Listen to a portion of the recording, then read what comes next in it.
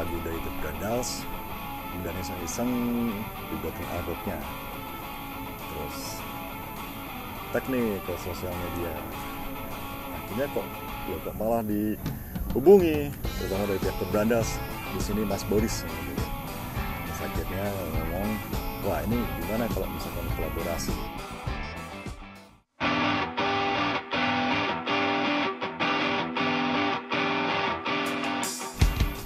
Pertama, The Truth Is Coming Out. Nah itu dikasih lagu, dikasih materinya seperti itu, liriknya.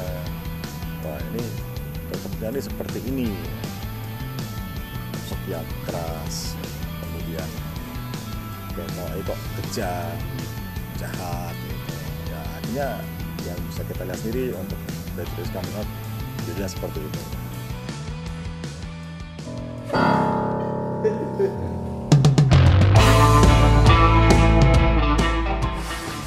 Proses penulisan album baru kita udah banyak banget lagu yang kita bikin dari 2016 udah mulai bergulir. Kita bikin album baru, kita fokusin jamming buat materi-materi baru. Udah mulai rutin latihan sama Firman dan udah keluar tuh mulai mengalir lagu-lagu barunya. Yang gue ingat pertama banget itu Retorika, tapi masih versi yang lambat banget. Musik itu dari awal gue masuk sih kayaknya udah mulai ngejam tuh. Udah mulai jamming. Kita juga mulai ngorek-ngorek ke demo-demo lama. Sebelumnya ada lagu juga yang pernah dibikin semenjak ada almarhum. Way Down Below tuh lagu yang lahir waktu masih ada Ruli. Kita pikir saat itu nggak bisa jadi apa-apa. Cuman ternyata pas sekian lama ada di dalam rekaman, pas kita dengerin lagi, oh ternyata bagus juga ya, oke juga ya. Tapi itu perjalanannya lama banget. Ya karena kan mungkin gue adaptasi dari awal sebagai drummer, sebagai personil baru lah gitu kan, harus adaptasi. Jadi itu makan waktu banyak banget. Pelan-pelan banget untuk nyari jadwal rekaman itu susah banget. Plus juga kita ada tawaran manggung sana sini gitu. Jadi itu mungkin memperlama prosesnya sih. Sering ngerasa mentok, dapat beberapa bar lagu gitu untuk refnya nggak tahu mau kemana kayak gitu. 2017 mulai satu-satu bergulir lagunya, ada The Truth Is Coming Out tapi masih versi lambat juga. Ada juga yang satu lagu udah jadi, bahkan udah direkam tapi ternyata dirubah lagi. Itu ada di situ juga lagu Retorika kita rombak jadi lebih cepat. Nyicil sebenarnya prosesnya. Ya itu makanya 6 tahun itu lumayan lama sih buat gua. Dari nyicil pertama take drum dulu 3 lagu, udah gitu pleng gitu. Kesulitan setengah mati sih waktu itu untuk manage waktunya.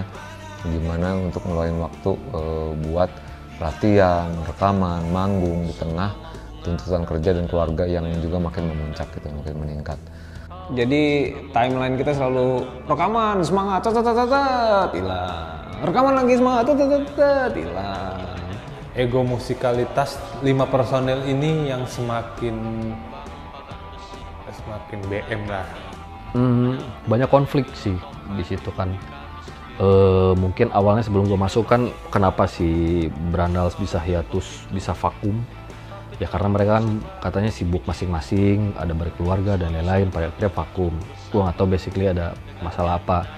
Mereka mencoba untuk menggabungkan kembali, gue masuk dan ternyata masalah-masalah itu mungkin masih ada gitu sampai ke bawah sekarang sih. Itu yang gue rasain ya. Karena ada kayak masuk ke wahana horor gitu. Kayak nuansanya nggak nyaman, kayak gitu dulu.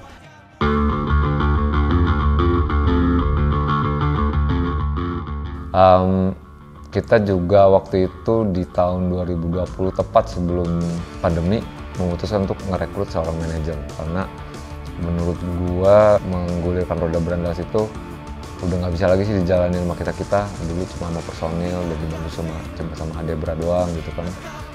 Jadi harus ada yang nge-lead nih, tiap manajer lah intinya. Dan kita rekrut Boris. Di poin itu kita udah memutuskan untuk udah dirapiin nih sama Boris nih. Udah benar sudah waktunya untuk di-treat seperti karir.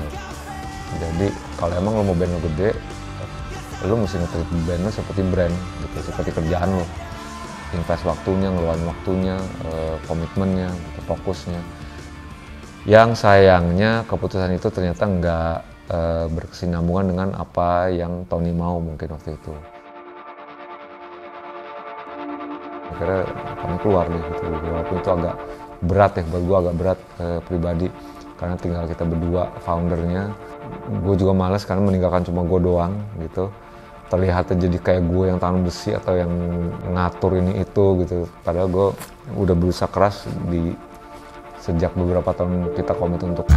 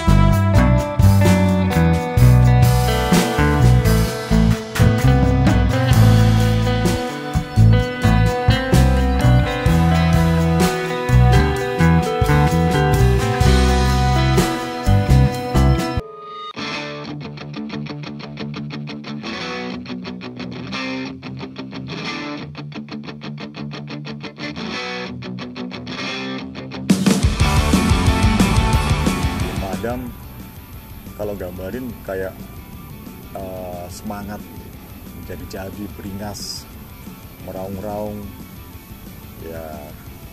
Kemarin Soksinya lah yang mewakili untuk Belum Padam itu. Yok itu Bang Ade ngubungin, kaget juga dengarnya waktu Brandas katanya mau ngeluarin single, kasih materinya dan denger kaget juga loh, keren juga nih lagu kayak Brandas yang awal-awal dulu. Ngangkat orang-orang pesisir gitu, pekerja-pekerja di pesisir yang nggak gampang menyerah terus berjuang gitu. Terus gue tambahin kayak ada tarung jalanannya supaya lebih seru aja. Cukup bangga bisa terlibat di comeback keren dari Brandas.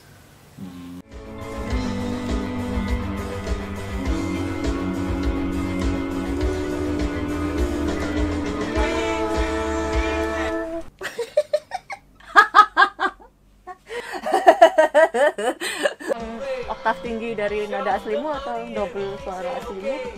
tinggi ya. Into this madness. Aku dihubungin Boris, ngasih tahu bahwa Brandas mau ada lagu di dalam albumnya itu yang pengen ada aransemen vokal perempuan gitu waktu itu. Dan kemudian waktu itu akhirnya yang terpilih untuk mengisi bagian-bagian lainnya itu adalah Fleur. Jadinya pas bertiga nih kita, aku, Yuyi sama Tika. Ya udah, berangkat deh kita ke sana rekaman. Pertama gue di kontak sama Brandas, katanya Brandas lagi bikin album nih, perlu isian keyboard buat satu lagu, judulnya Into Madness. Langsung sikat, kirim materi, terus gue coba take. Di situ gue ngisi Hammond sama clavinet. Serius nih, lagu kayak gini maksudnya apakah cocok apa enggak sama Fleur? Tapi ternyata pas di studio ternyata aman ya. Jago. Brandas balik ke roots-nya gitu. Tapi emang kemasannya lebih ada modernnya gitu. Gue sih demen gitu, maksudnya apa ya yang bikin gue seneng sama Brandas kan emang ya Brandasnya gitu, apa kasarnya, rapnya, terus juga lirik-liriknya Eka gitu. Nah ini balik lagi di sini gitu. Nggak tahu kenapa tiba-tiba menghubungi gue lewat Mas Ade, manajernya, untuk ngebantu 2 lagu di album terbarunya ini. Nah itu tuh. Oke. Kalau buat gue ini sebuah tantangan ya, karena gue belum pernah main di sebuah band garage rock dengan Hammond gue segala macam gitu. Jadi gue sikat. Secara materi musiknya lebih matang, banyak pengaruh-pengaruh luar yang menurut gue fresh sih.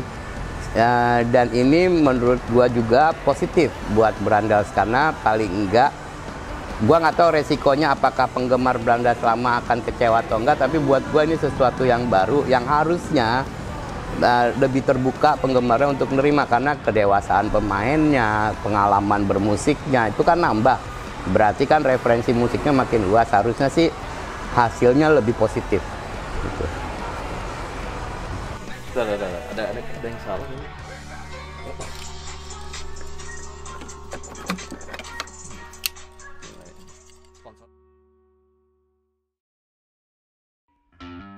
Yang mau gue rubah cover albumnya sebenarnya, walaupun belum nongol ya.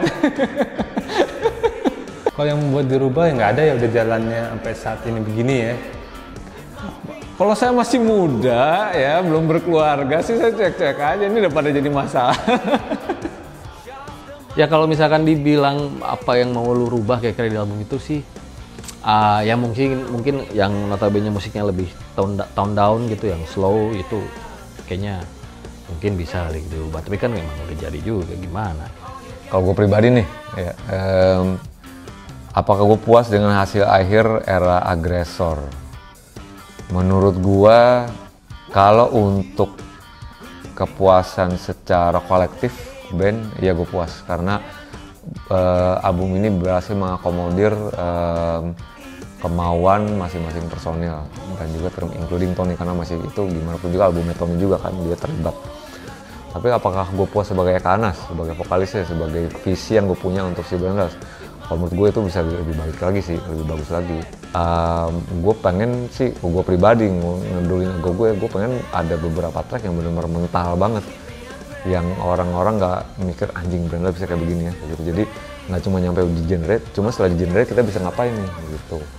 Dan itu menurut gue belum tercakup di situ di album ini gitu. Hal yang kita sendiri belum tahu kita bisa kayak begini loh gitu. Karena yang bikin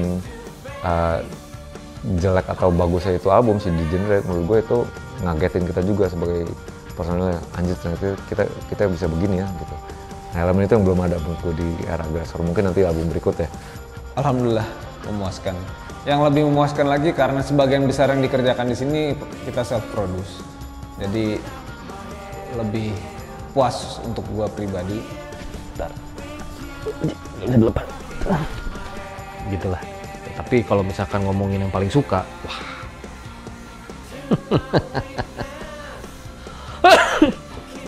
Preambul juara. Preambul itu buat gue ya, itu lagu ajaib. Karena dari sekian lagu, yang lagu A, B, C, D gitu yang harus ngulik, bukan ngulik lah, kayak bikin ini gini, terus ini diginiin gini. Kalau si preambul, sekali jamming sampai recording tidak berubah sama sekali. Dan itu pun formasinya sudah berempat, karena Tony waktu itu belum datang. Apa tidak datang, gue lupa.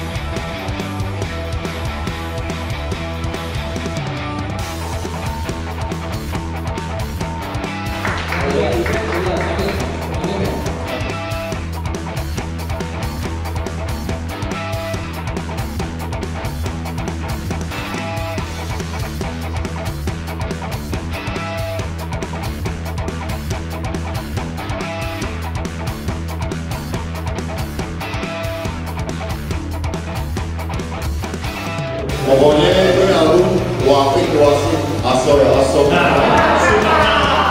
Politik di mana iklim agresi yang sekarang diputus oleh Brandas tersebut berjalan beriringan dengan iklim korporasi. Materi yang kalian bikin dalam sekian tahun ini pada akhirnya akan tercapai semua atau dia bakal gitu? Juga kita ngeluarin EP dulu yang terus coming out berbentuk kaset di side B-nya itu lagu awal. Silahkan, we don't belong. Jadi semua ini nggak pernah paling tahu. Ruangannya ada pagar merah, bukannya satu-satunya lagu di pukul. Di momen ini kayak mau virtual buat berangkat kenapa? Bapak ini pertama ngerilis album demi kita. Menurut gue itu gue ngerilis sesuatu, habis rilis demi terus nggak mau rilis apa lagi.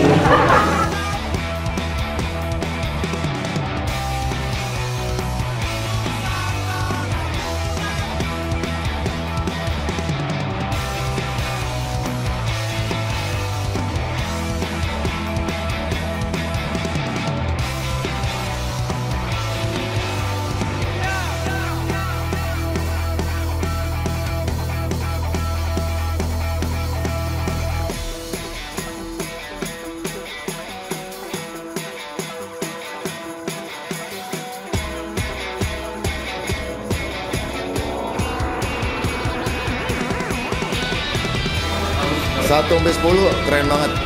Gawat sih, makin tajam. Menurut aku semuanya bagus. Itu favorit sih. Sangat berisi. Satu kata sebenarnya menyalak.